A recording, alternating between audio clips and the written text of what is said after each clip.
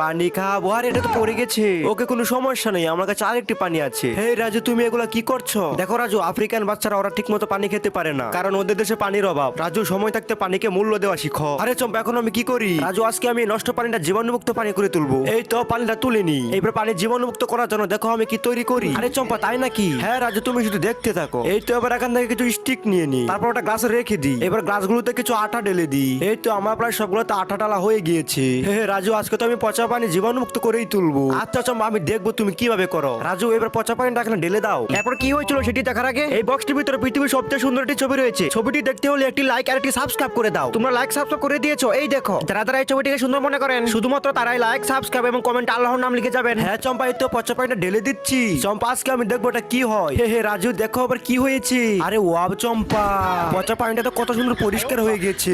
এবার এটা আমি খেয়ে দেখি। আরে বাহ, ধন্যবাদ।